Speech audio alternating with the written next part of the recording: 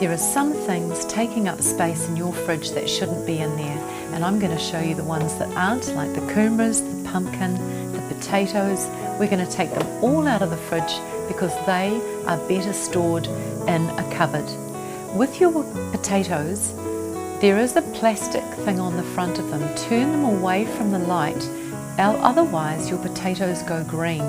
So face them away from the light in your cupboard. Get your onions out of the plastic bags. They will sweat